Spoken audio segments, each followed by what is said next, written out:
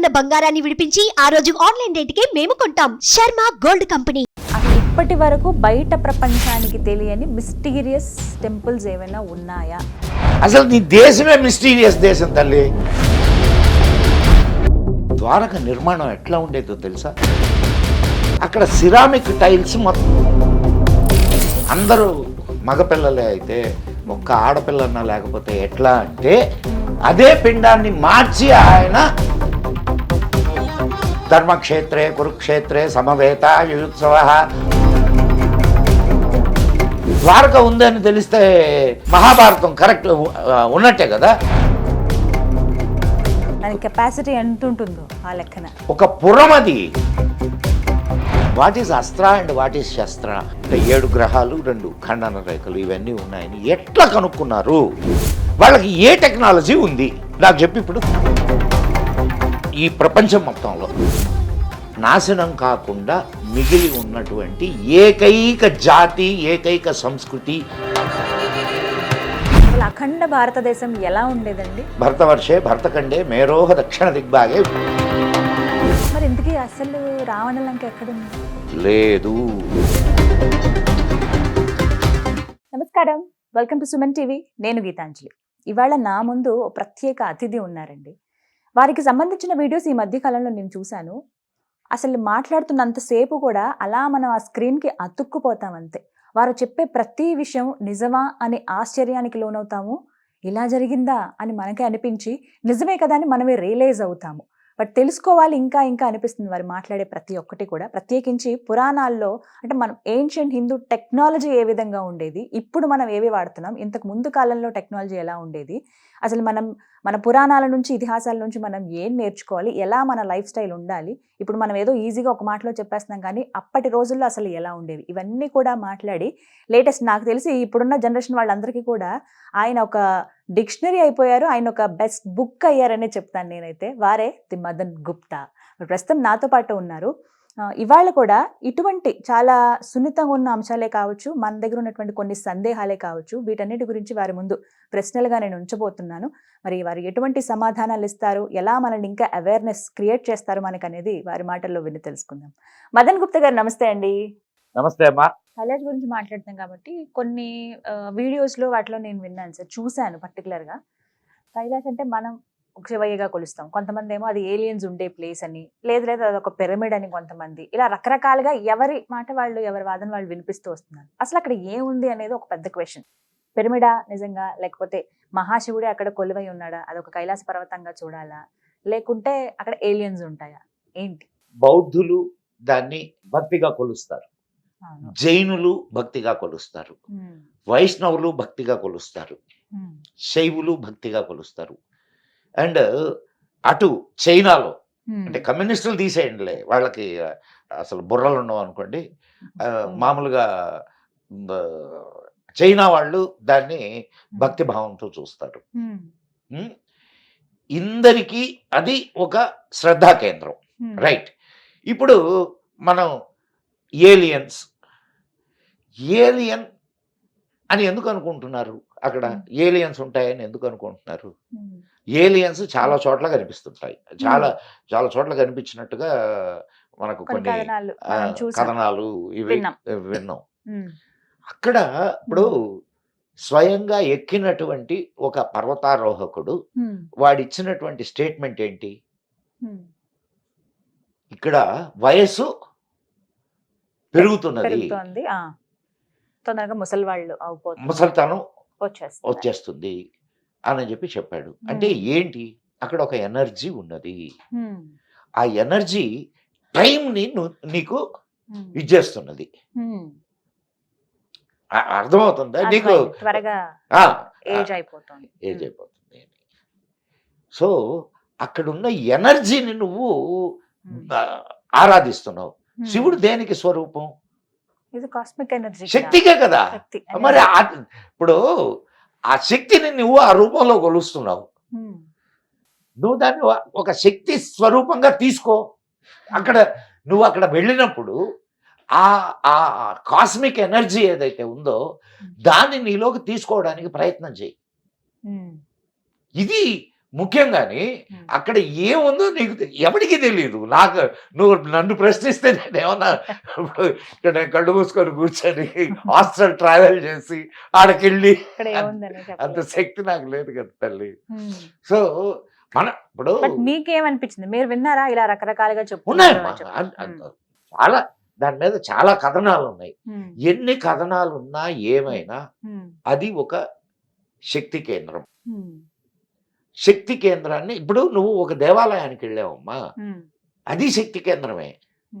అక్కడ నీకు కాస్మిక్ ఎనర్జీని రిసీవ్ చేసుకోవడమే, అవునా కదా? పాజిటివ్ ఎనర్జీని నువ్వు రిసీవ్ చేసుకోవడమే. ఇది కూడా అటువంటి ప్రదేశమే. వీటన్నిటికంటే ఎక్కువ ఎనర్జీ అక్కడ ఒకే చోట ఇదై ఉన్నది. దానికి రీజన్ ఏంటి అది చెప్పగలవా? అక్కడే అంత ఎనర్జీ ఉండడానికి ఈ భూమండలంలో ఎక్కడా లేనంత శక్తి కైలాస పర్వతం దగ్గరే ఎందుకుంది? అది సెంటర్ ఆఫ్ ద మీన్ భూమికి సెంటర్ అని అంటారు దాన్ని. బహుశా దానికి సంబంధించినటువంటి సైంటిఫిక్ పరిశోధనలు ఇప్పటిదాకా ఏమీ జరగలేదమ్మా. ప్రయత్నించిన వాళ్ళు కూడా సాహసమేనా అది? వెనక్కి వచ్చారు కాబట్టి చేయలేకపోయారు. దాని గురించిన పూర్తి సమాచారం అయితే అంటే సైంటిఫిక్ ఇది అయితే మాత్రం ప్రస్తుతం దాకా లేదు. ఏదో తక్కిన వాళ్ళు ఇప్పుడు అది పిరమిడ్ అని లేకపోతే మానవ నిర్మితం అని కొందరు చెప్తుంటారు. సరే ఇవి కొన్ని మనం విని మన నమ్మకం ప్రకారం మనం నమస్కారం చేసుకొని ఓం నమ శివాయ అనుకోవడం పోతా ఉంటుంది. కంటిన్యూషన్ అంటే మాలాంటి వాళ్ళకి ఇప్పుడు వచ్చిన ఈ సినిమాల ద్వారా ఈ జనరేషన్ వాళ్ళకి ఎక్కువగా తెలిసింది ఏంటంటే కల్కి ఈ సినిమాలో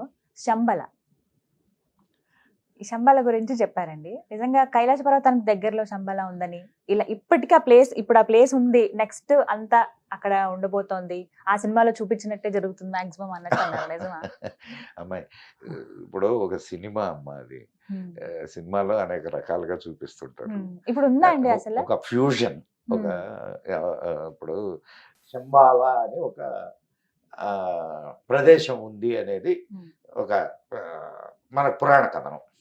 ఎందులో రాసింది సార్ శంబాల? నీకు దీంట్లో మన కల్కి పురాణంలో ఉంది.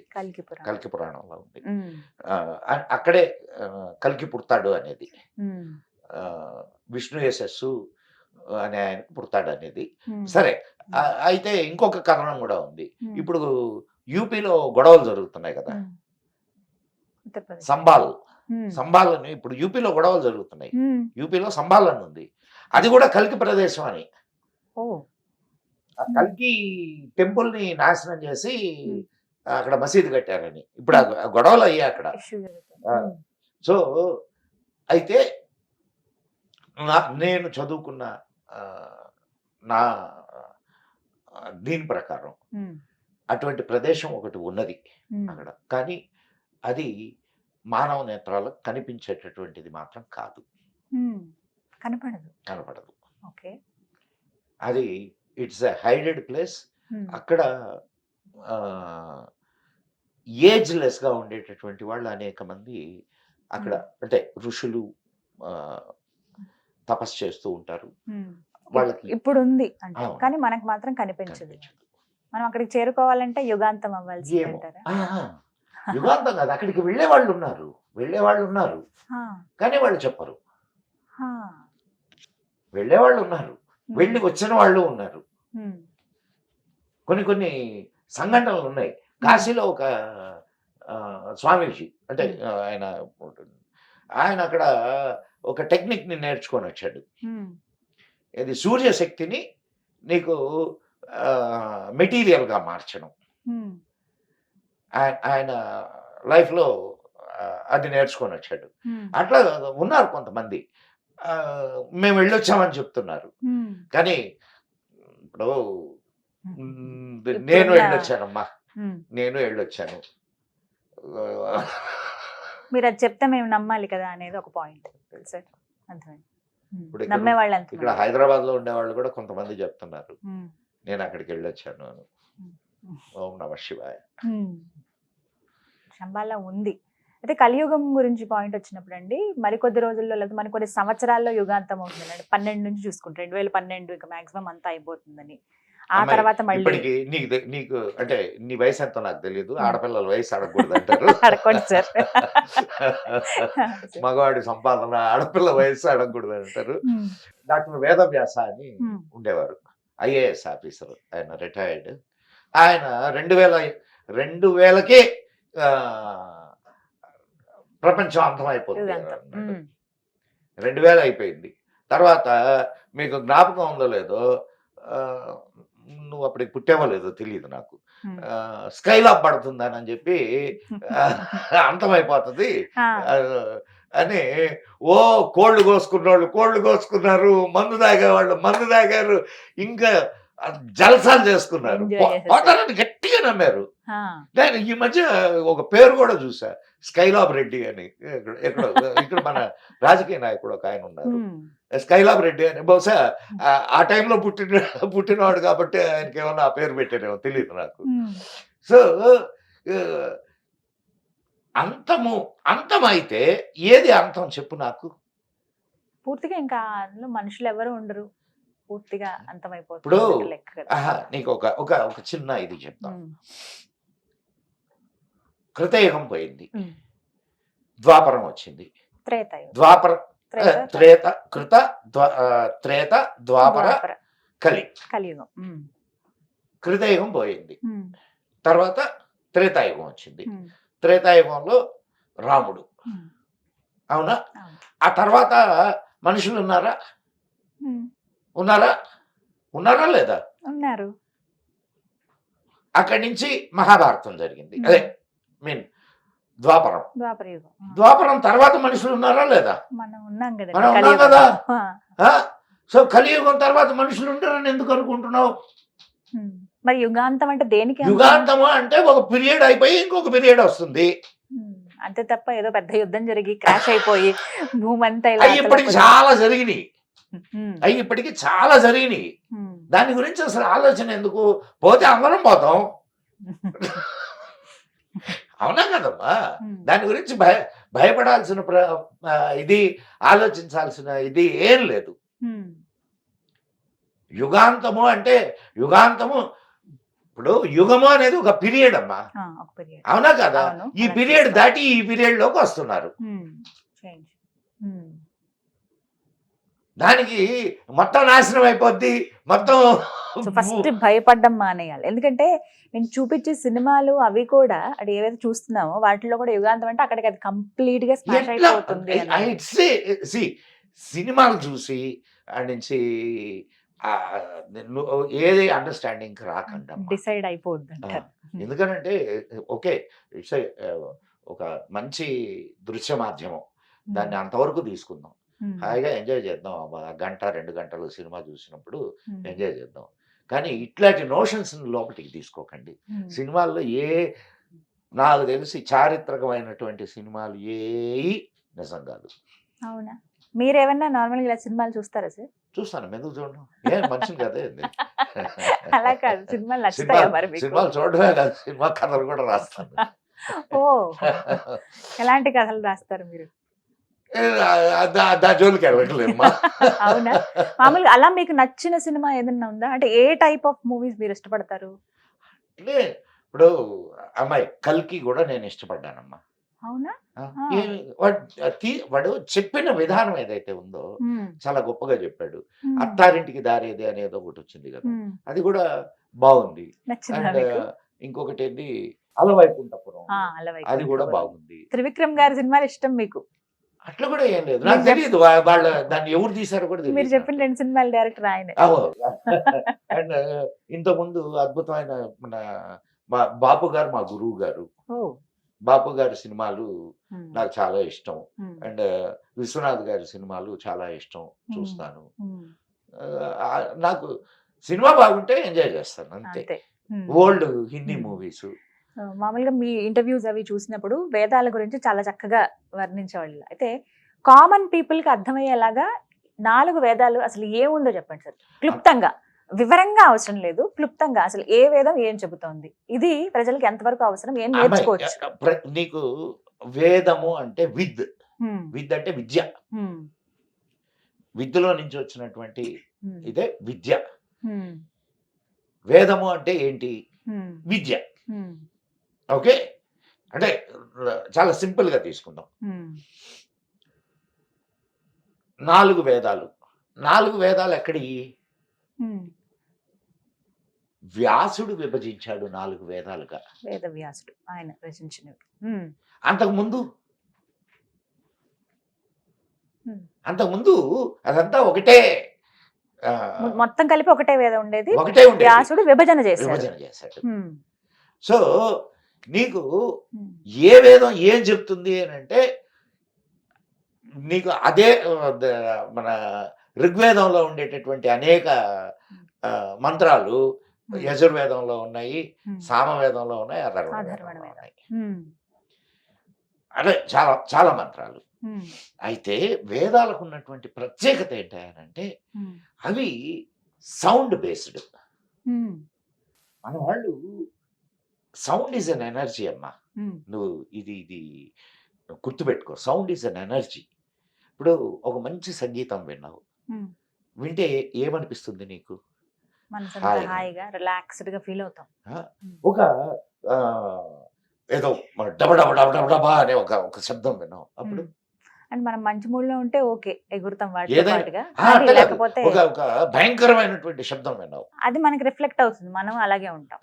ఉమ్, అంటే energy is affecting you, sound energy is అవును. Affecting you.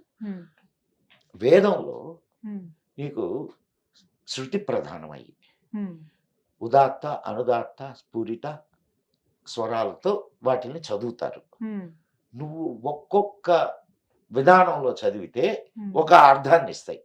ఉమ్, సాంస్క్రిట్ ఉన్నటువంటి గొప్పతనం అది. ఉమ్, సాంస్క్రిట్ ఇప్పుడు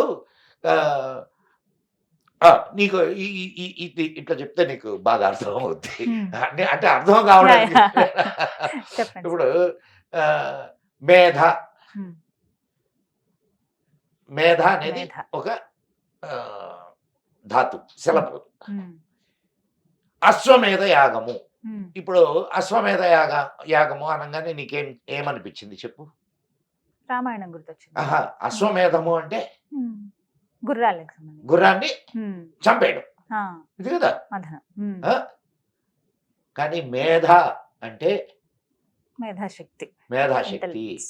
ఉమ్, పెంపొందించు, ఉమ్, జ్ఞానము, ఉమ్, ఇవన్నీ అర్థాలు ఉన్నాయి మేధ అనే పదానికి.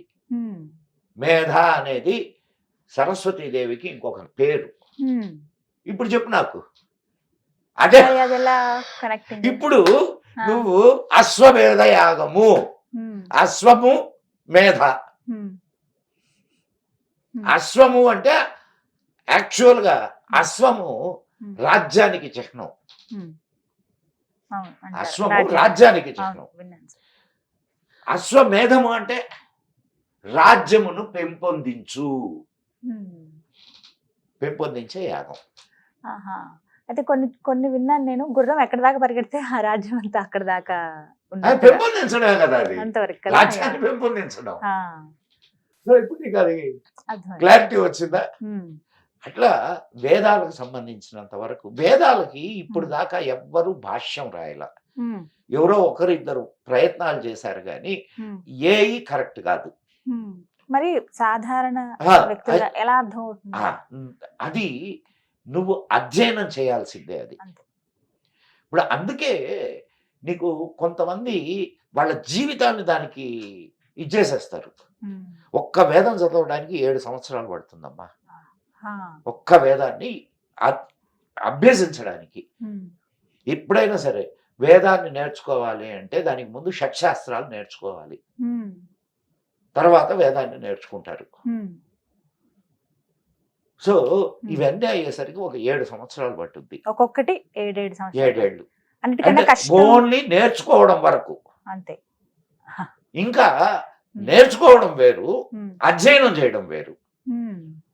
అధ్యయనం అంటే ఇంక దాన్ని రీసెర్చ్ చేయడం మొదలెట్టాడు అనుకో, వాడి జీవితం చాలదు. సముద్రం అమ్మా ఇది. పెద్ద సబ్జెక్ట్ చాలా. ఒక ఒక ఒక నీకు ఆ, సూర్యుడికి సంబంధించి నీకు అంటే అంత మనం ఇక్కడ చెప్పుకునే అంత మీకు చెప్పే అంత నాలెడ్జ్ నాకు అయ్యో. లేదు. అండ్ కాదు కాదు నీకు ఉదాహరణకు మాత్రం చిన్న Example. ఏం చెప్తాను. ఆ, సూర్యుడికి సప్తవర్ణాలు, సూర్యుడి నుంచి సప్తవర్ణాల వెలుగులు వస్తున్నాయి. ఇది సైన్సా కాదా? సైన్సే. సూర్యుడి చిన్నప్పటి నుంచి చదువుకున్న కిరణాల్లో science. 7 రంగులు ఉంటాయి అనేది సైన్స్ కదా. మరి అది ఋగ్వేదంలో మంత్రంలో ఉంది. వేదంలో ఆల్రెడీ ఉంది ముందుగానే. అండ్ అయ్యా హాని చేసే నీ కిరణాల నుండి మమ్మల్ని కాపాడు. 7 రంగుల్ని చెప్పిన వాళ్ళే ఇది కూడా చెప్పారు. ఏమని? అయ్యా హాని చేసే నీ కిరణాల నుంచి మమ్మల్ని కాపాడు. సూర్యుడి కిరణాలు హాని చేస్తాయా? చేస్తాయా? మరి ఎందుకు అలా ఉంది? ఎందుకు అలా రాసింది? అల్ట్రా వైలెట్ కిరణాలు హాని చెయ్యవు. ఆఫ్ కోర్స్ చేస్తాయి. అది సైన్స్ కాదు. సో ఇట్లాంటివి చాలా ఉన్నాయి. అంటే ఇవన్నీ అందులో ఉన్నాయి. అంటే అండ్ నువ్వు జీరో జీరో మనకు ఈయన ఆర్యభట్టు కనుక్కున్నాడని చెప్తాం. వేదాల్లో ఉన్నాయి జీరో గురించి. ఇప్పుడు మన ఎందుకు ఉపనిషత్తుల్లో పూర్ణాత్ పూర్ణముదచ్యతే పూర్ణస్య పూర్ణమాదాయ పూర్ణమేవావశిష్యతే. పూర్ణము శూన్యము ఏది కరెక్ట్ చెప్పు? పూర్ణం అన్నా మనకి ఇలాగే అనిపిస్తుంది. అంటే కంప్లీట్ పూర్ణం అంటే, శూన్యం అంటే ఏమీ లేదు అని కదా. కంప్లీట్. సో రెండు జీరోలే. పాజిటివ్ గా ఆలోచిస్తే పూర్ణము, నెగిటివ్ గా ఆలోచిస్తే శూన్యం. అంటే ఆ వేదాల్లో ఉన్నటువంటి ఆ సంస్కృతి అదంతా కామన్ పీపుల్ ఎవరైతే ఉన్నారో వాళ్ళకి అర్థం కాదు కాబట్టి సరళ భాషలో చాలా మందికి దగ్గర చేసే ప్రయత్నం చేశారు. కానీ అవి అంటే చాలా మంది రాశారు. అంటే అవి ఎంతవరకు సక్సెస్ అదే ఎందుకు సక్సెస్ కాలేకపోతున్నారు? కారణం ఏంటంటే నీకు అధ్యయనం చేసి నీకు నువ్వు దాన్ని జీర్ణం చేసుకోగలిగినటువంటి ఇదే తప్ప అది నువ్వు ఒక అర్థాన్ని చెప్తే దానికి ఇంకొక అర్థం కూడా ఉంటది. ఏ అర్థాన్ని తీసుకోవాలి? సో అందుకని వాటికి అర్థాల జోలికి పోవాల, అధ్యయనం జోలికి పోయారు. ఇప్పుడు అనేక శాస్త్రాలు మనకి ఇది ఈ జ్యోతిష్యము అంటే ఖగోళ శాస్త్రం, జ్యోతిష్ శాస్త్రము అంటారు దాన్ని. జ్యోతిష్ శాస్త్రం నీకు దాని ఉపవేదం, దాంట్లో నుంచి వచ్చింది అది. మరి ఇందాక అనుకున్నాం కదా ఇవన్నీ ఈ గ్రహాల ఇదంతా మేము వేదాల నుంచే తీసుకున్నామని చెప్తున్నారు వాళ్ళు రాసినటువంటి శాస్త్రం. మరి ఇప్పుడు అవి వేదాల్లో ఉన్నట్ట కాదా? ఉన్నాయనే కదండి. వాళ్ళకి అది అందింది, ఇంకొకళ్ళకి ఇంకొకటి అందింది. వేదాలలో నావల్ గురించి నేను రాసున్నా, నేను ఒక ఎపిసోడ్ చేశా, నాకు అది అందింది, అది తెలిసింది నాకు ఇది వేదాల్లో నావల్ ఉన్నాయని. అంటే నా యాంగిల్. సో అనంతంగా ఉంటుంది మనకి, ఏది మనం సెర్చ్ చేస్తే అది దొరుకుతుంది వేదాల్లో. జ్ఞానము పారామీటర్ ఉందా? దానికి ఎందుకు ఉంటుందండి, ఒక్కొక్కరికి ఒక్కొక్కలా ఉంటుంది. ఎంత ఉంటది? ఎంత ఉందా? ఎంత ఉందా? ఎంత ఉంది జ్ఞానము? అది చెప్పలేం కదా. జ్ఞానము అనేది ఎంతో, వేదము అనేది కూడా అంతే. వేదాల్లో వేదము జ్ఞానము కాబట్టి అర్థమైందా? సో అనంతమైనటువంటి విజ్ఞానం అది. అనంతమైన విజ్ఞానాన్ని మనకు ఓపిక, ఇప్పుడు దాన్ని ఏమంటారంటే ఇక్షు సముద్రం. ఇక్షు సముద్రం అంటే చెరుకు రసం సముద్రం. ఇక్షు అంటే చెరుకు, ఇక్షు సముద్రం. దాంట్లో నీ కడుపు పట్టినంతే తాగగలవు తప్ప అంతకు మించి చేయలేగా. సో ఇక్కడ జ్ఞానంలో కూడా నీ శక్తిని బట్టే మాత్రమే నువ్వు దాన్ని గ్రహించగలవు, ఏదైనా కానీ. అవునా కాదు? మించి చేయలేము. సో వేదాలకు సంబంధించినంత వరకు మనం ఎంతవరకు దాన్ని అంటే కామన్ పీపుల్ వేదాలను చదవటం కానీ అవి అభ్యసించడం అవుతుందా అండి? కేవలం చూడమ్మా, వేదాలని దర్శించినటువంటి ఋషుల్లో చాలా మంది కామన్ పీపులే.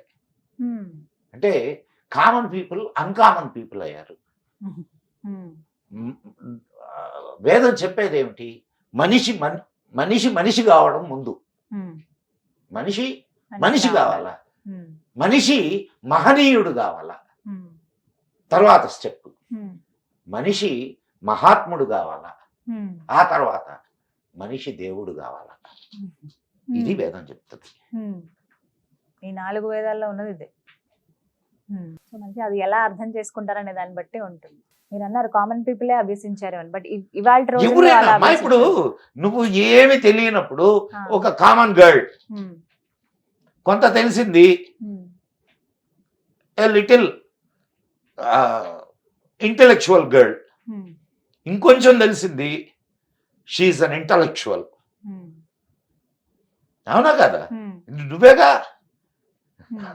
కామన్ గర్లే కదా. బట్టి సో ఇలా ఉంటుంది అనమాట. బట్ ఇంకా పూర్తిగా మాట్లాడదాం వీటి గురించి ముందు ఎపిసోడ్స్ లో. అసలు ఏంటి, ఏ వేదం ఏం చెబుతోంది, ఎందుకు మనం అది చదవాలని కానీ ఎందుకు అభ్యసించాలి, దాని ద్వారా ఏం నేర్చుకోవచ్చు అని చాలా చక్కగా చెప్పారు sir. Thank you so much for your time. నమస్కారం. ఓం నమః శివాయ.